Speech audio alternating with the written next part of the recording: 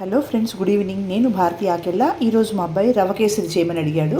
So నేను ఇప్పుడు రవ కేసరి చేస్తున్నాను.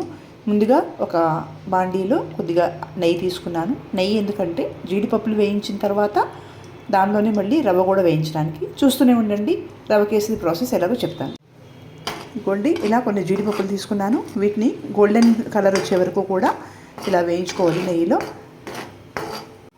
చూశారు కదా, ఇలా ఈ కలర్లోకి వచ్చే వరకు వేయించుకున్నాము జీడిపప్పుని. ఇప్పుడు ఈ జీడిపప్పుని ఒక బౌల్లోకి తీసుకుంటాను. తర్వాత రవ్వని దీనిలోనే వేస్తాను అన్నమాట.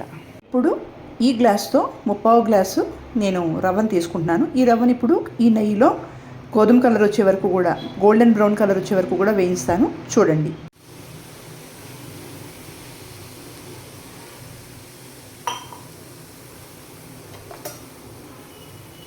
చూస్తున్నారు కదా, ఈ రవ్వ వేగుతుంటే మంచి స్మెల్ వస్తుందండి. నెయ్యిలో వేగుతుంది కదా, చాలా గుమగుమలాడే స్మెల్ వస్తుంది. సో కలర్ మారుతుంది రవ్వ. ఇలా కొంచెం ఇంకొక 2-3 మినిట్స్ మనం ఫ్రై చేసుకుంటే రవ్వని గోల్డెన్ బ్రౌన్ కలర్ వస్తుంది. దాన్ని సపరేట్ చేసుకోవాలి. ఇప్పుడు తర్వాత నెక్స్ట్ ప్రాసెస్ ఏంటో ఒక్క నిమిషంలో మీకు చూపిస్తాను. ఇప్పుడు నేను ఏ గ్లాస్ అయితే రవ్వని తీసుకున్నానో అదే గ్లాస్తో 3/4 గ్లాస్ కన్నా కొంచెం ఎక్కువగా నేను షుగర్ తీసుకున్నాను. ఇప్పుడు ఈ షుగర్ని వేగించినటువంటి రవ్వలో యాడ్ చేసేస్తున్నాను.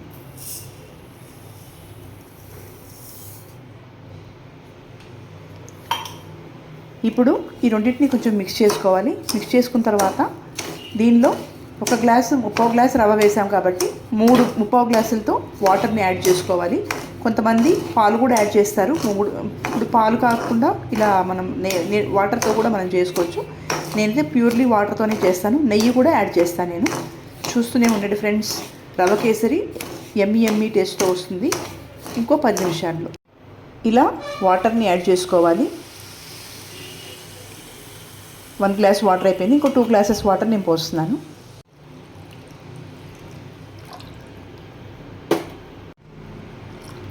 ఇప్పుడు గ్యాస్ని సిమ్లో పెట్టుకోవాలి. ఇప్పుడు ఈ గట్టిగా ఉన్నటువంటి నెయ్యిని కరగబెట్టుకుంటున్నాను. ఈ నెయ్యి ఎంత వేస్తే రవ కేసరి అంత టేస్ట్ వస్తుంది ఫ్రెండ్స్.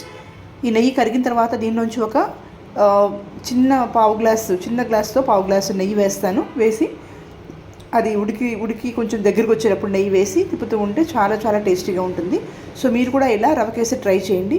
లాస్ట్లో ఫైనల్ టచ్గా మనము కొంచెము ఇలాచీ పౌడరు, ఒక చిటికెడులో వెయ్యో వంతు పచ్చకర్పూరము అండ్ జీడిపప్పులు, వేయించిన జీడిపప్పులతో మనం డెకరేట్ చేసుకుంటే ఎక్సలెంట్ ఎమ్మి రవ కేసరి రెడీ అవుతుందండి.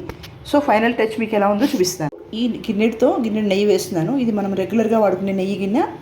దీంతో నెయ్యి వేసి నేను కుక్ చేస్తున్నాను. చూస్తున్నారు కదా, కొంచెం గట్టి పడుతుంది. నెయ్యి ఆల్రెడీ వేసేసాను. ఇప్పుడు ఈ నెయ్యిలో కుక్ అయితే ఇంకా చాలా చాలా టేస్టీగా ఉంటుంది. ఇదిగోండి, ఇందులో చిటికెడు పచ్చకర్పూరం వేస్తున్నాను. మంచి సువాసన వస్తుందండి. ఇలాచీ పౌడర్ ఒకవేళ ఇష్టం లేకపోతే ఇలా పచ్చకర్పూరం లైట్గా వేసుకుంటే బాగుంటుంది. సో మా అబ్బాయి పచ్చకర్పూరం వేయమన్నాడు, ఇలాచీ వద్దన్నాడు. సో నేను అది ఆపేశాను. చూసారు కదండి, ఇలా గట్టి పడుతుంది, దగ్గరికి వస్తుంది. ఇప్పుడు నేను దీనిలో ఫైనల్గా జీడిపప్పులు వేసేసి ఇంకా స్టవ్ ఆఫ్ చేసేస్తాను.